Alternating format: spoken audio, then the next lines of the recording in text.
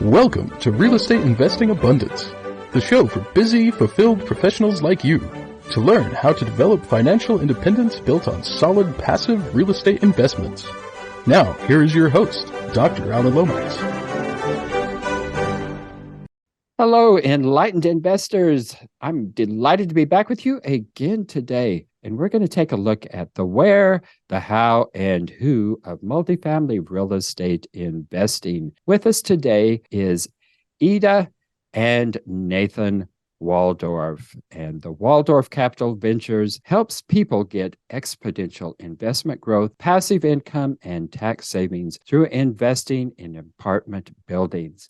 And they create a receive more, do less partnership with their investors. And so I'm delighted to have Eda and Nathan with us today. So take us into the show and share a memorable experience that helped you to be the people you are today. Hey, Alan, it's so good to be here with you this afternoon. Thank you for having us. Yeah, we're really happy to be here. And yes, I guess we can tell you a little bit about each of us individually. I think a story about me that kind of tells you a little bit who I am is from back when I was 11 years old. I was originally from Venezuela. And there was a family that came down to visit our family who was friends with my sister who was living here on exchange. And so we hosted them for a period of about a week. And then they traveled for a month around the country, and then they came back. And we were having barbecue with them one night. It was going to be their second to last night in the country. So we were speaking to them about the United States and the opportunities. And I quickly went up to my mom and I said, Mom, I want to go home with them and learn English. And this was at 11 years old. And I was the kid that would cry at night. And my mom would have to drive an hour to my cousin's house to pick me up. So she said, no, you will cry. And I can't pick you up overnight. And I said, Mom, I promise I will not cry. And somehow she believed me. So that same night, this beautiful family, agreed to bring me home with them. And we had one full day to get an expired passport, an expired visa, 5 plane tickets, 5 plane tickets, a parental permission from the embassy. All of that paperwork got done. Wow, that's amazing in and of itself. One day. Wow. Yes. And I left with them the following morning, and the rest is history. That's how I ended up in this beautiful country with all these beautiful opportunities and was blessed to find my soulmate. Mm-hmm. Yeah, wow. Yeah. So did you go back home? Yes. I was with them. It was supposed to only be for a month. And we just fell in love with each other, this family and myself. And we kept extending it. And I ended up staying 5 months until my school in Venezuela said, if you don't come back, you're going to have to do the whole year over. So I said, okay. I don't want to fall behind in school. So I went back, and then I nagged on my parents for a couple of years. And said, it's not fair. You're 11, then 12, then 13-year-old knows how to speak English and you don't. And finally, my entire family moved to the States, to Cincinnati for a couple of years. And everyone went to school, including my parents. And they left business in charge of people back home. And we all had an adventure. So life is an adventure for me, always has been, always will be. And it's always been an abundant and beautiful adventure. So for that, I'm very thankful. Wow, what a story there. Yeah. Well, Nathan, can you top that? I don't know. So in college, I met this Venezuelan lady who had a heart to work overseas right out of school. And so we actually we work with an organization called Young Life. It's an outreach ministry to high school kids. But we got to go down to Costa Rica, and I went down there and learned Spanish there. She already was pretty set in that department. And then we went to Guatemala City and started Young Life in the inner city of Guatemala. And it was a really cool few years. It was not an easy few years, but it was fun to be a part of, just kind of introducing and handing Young Life off to people who lived in Guatemala and letting them kind of take it and run. Wow. So, yeah, I mean, I think that probably put more adventure in me when I was less adventurous than she was. But that definitely makes you, I think both of our experiences make us more scared of nothing because of that, Wow. Amazing stories there. Well, that is very fascinating in and of itself. But how did you get into real estate?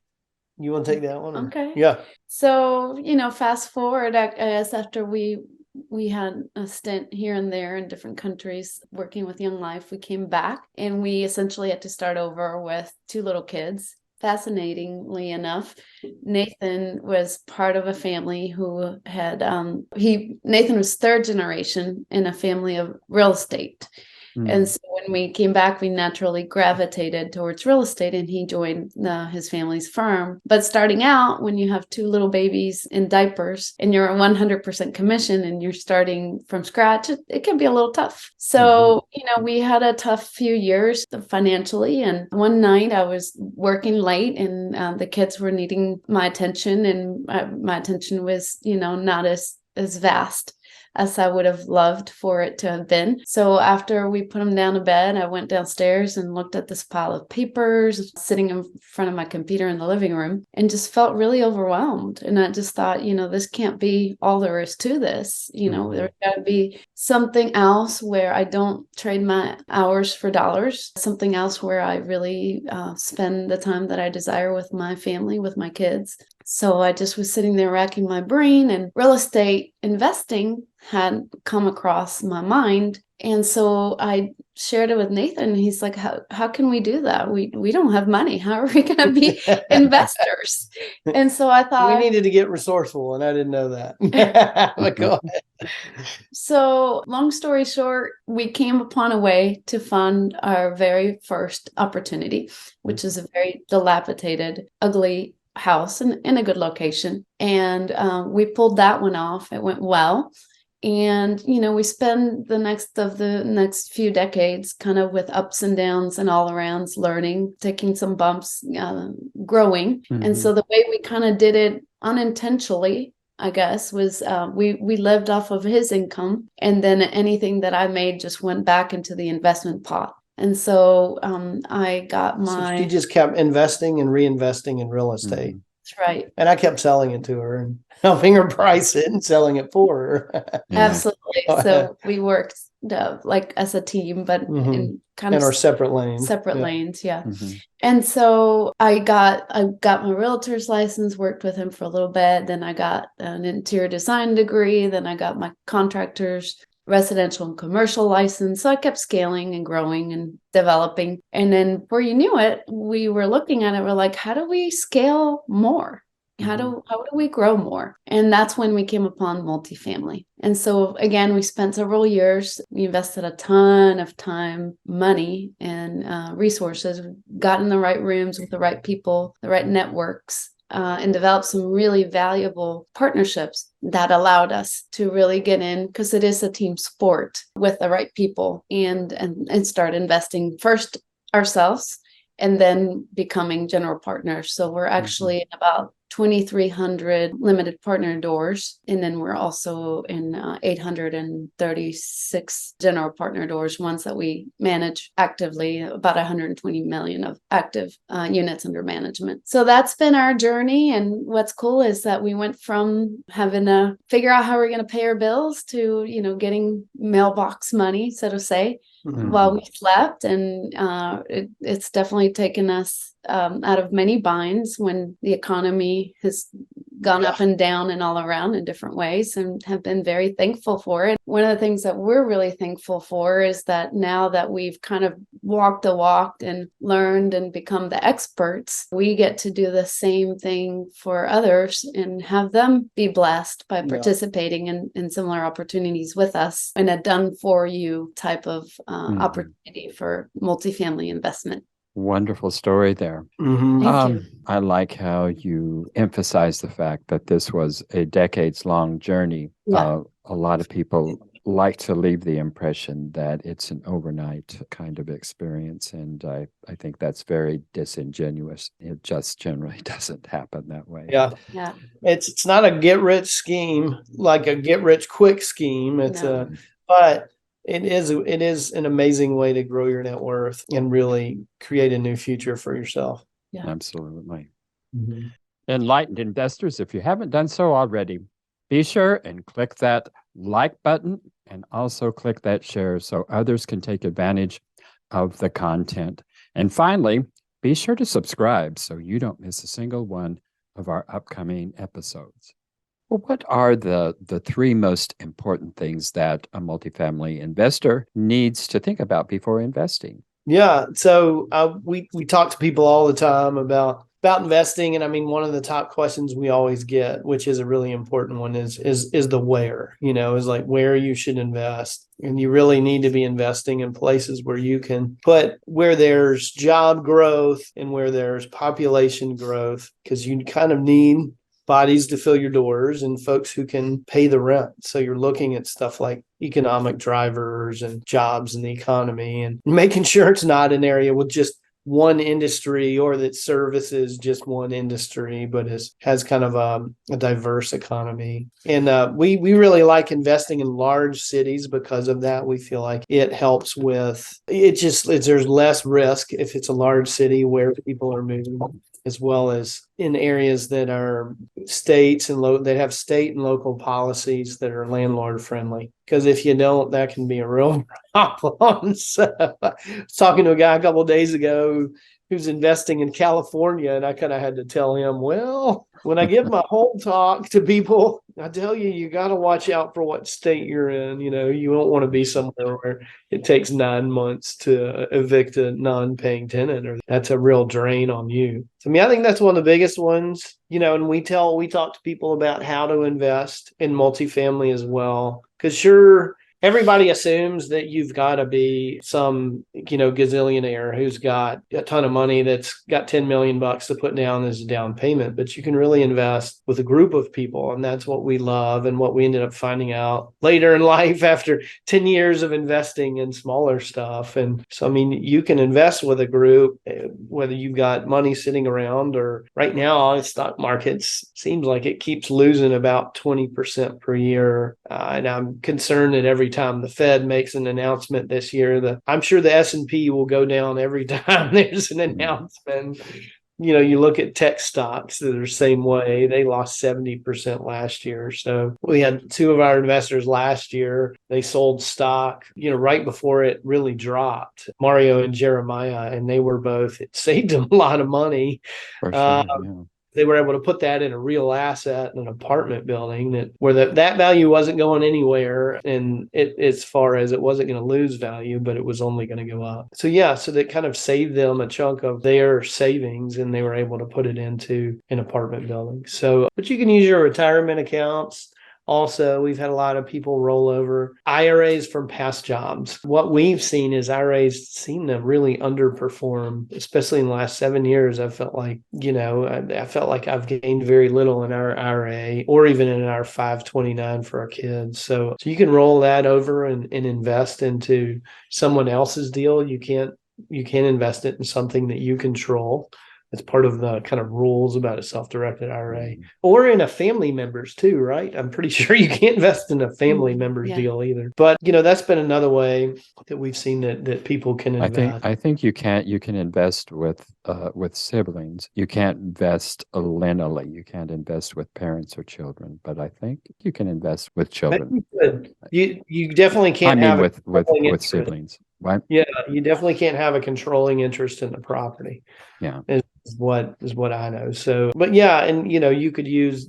We've had folks who have sold businesses and use equity to roll it into an apartment building because of the tax advantages that you get. You're going to get bonus depreciation the first year of a good chunk of what you invest, which is a pretty amazing piece. So yeah, and usually talk about the third thing Yeah. of the who, right? The who. So yes, when you are looking to invest passively in a multifamily apartment syndication, you want to ask yourself, well, whom should I invest with? And so part of it is you really want to look at finding a team of specialists, a professional, because this is actually a team sport and it requires a well-trained group of individuals who bring a particular expertise to the table. So what we've done over a number of years is we have gathered a group of top performing multifamily experts, and we have general partners who are like-minded, and we leverage each other's strengths. And then some of our roles, in no particular order, range from deal source specialist to underwriter, asset managers, operations specialist, disposition team, legal, engineering, environmental, insurance, lending, a key principal, equity sourcing, accountant, etc. So we divide the tasks and we conquer it because it is a large enterprise. Yeah. And so you really have to have a very well-oiled machine put together. Another thing that we look at is when you're looking at who to invest with is educated and conservative projections that are backed by data. So you want to make sure that your partner's values align with yours. Are they looking to give you projections that are not exaggerated, that are, backed by market data? If you're looking at somebody that's saying, oh, I'm going to give you 3 times your money over a short period of time, well, they may not be very well versed in underwriting, particularly right now in this kind of market. As a general rule, we at Walldorf Capital Ventures, we prefer to underpromise and overdeliver. We look at every deal from a very conservative perspective, and obviously we aim to meet or exceed expectations. Our main goal really is to put our partners, our clients' needs and best interest above our own. For us, that's priority number one. We will not compromise. Take care of your investors. Take care of our investors. We want repeat clients. We want them to be blessed. We had some repeat clients recently that invested in a second deal with us. Amanda and Paula told us, we trust you guys because we know that you have our best interest in mind. So in having them be repeat investors just shows us a vote of their confidence in bringing their hard-earned money again to our offerings. So we're very thankful for that. Another thing that you really want to look at when you're thinking about who to invest is do your business partners have a clear and concise business plan? Have they outlined it in their offering? When you're purchasing a multifamily asset, you're usually, looking at value add, hold, and do you have, are you signing up for an operation that's larger than life? So it's important to have somebody that has studied critical factors affecting their success, like economic drivers, current projections for vacancies, migration patterns, some of the most basic essential things that you're looking at when you're evaluating a deal, which we do at Walldorf Capital Ventures. So we recently had an LOI that we placed in a Class B complex in Nashville. And it took a team of 4 principal several weeks of research. And then we submitted an offer that just didn't satisfy the seller's requirements. So it could take hundreds of these to really secure one that meets our minimum criteria for what we want to offer in our investors' projections that we present to our investors. So we're professionally trained to do that and in our underwriting. And that's the kind of people that you want to work with. And then finally, when you're looking at who to invest with, you want to look at growth mode and current industry trends. So what kind of track record do your members bring to the offering? Do they continue to grow and train and remain current on the latest trends? You need to understand that they have first-hand knowledge of investing in real estate. So like for us, we've been in real estate 31 years combined. And then when you add our partners to the mix, it's decades and decades of a combined experience in real estate. And we really believe in being eternal students and just always continuing to be on growth mode and continue to be under mentors and people and experts in the industry to keep our skills sharp and to stay ahead of the curve and to always anticipate any changes and trends that could affect the life of our offerings. And I think that's important, whether you're investing like we are in large multifamily, or if you're just starting out in your career, find people you can be around who can help you on your journey. I mean, that's really important. And Yeah. that's been huge for us to have people around us who can say, well, here's what we're seeing now as the market changes. Here are the kind of returns that you can expect, or that we're underwriting. So that's been really helpful. Yeah, so we've placed ourselves in networks of people that do the same thing that we do, and we just really keep each other sharp and help each other and support each other, and sometimes in the same deals together as partners, and sometimes in separate deals. So that's been a real blessing to stay sharp and not be an isolated kind of instance of like, I have the knowledge and I know it all and I'm the end be all. And that's definitely not our stance. And we encourage you to find people that have that kind of a mindset. So that's the where. Those are our big three that we feel like you gotta have. That's it. Yeah. And those are extremely important big threes there. Well, share with our audience, Eda and Nathan, how it is that those of us who want to invest with you, how can we find you and take advantage of the opportunities you have? So, yeah, I mean, that's one of the most common questions we get is if we can help people invest. And the answer is yes, we can. So the next step really is to go to the website, thewealthbuildingtrifecta.com. So don't forget the.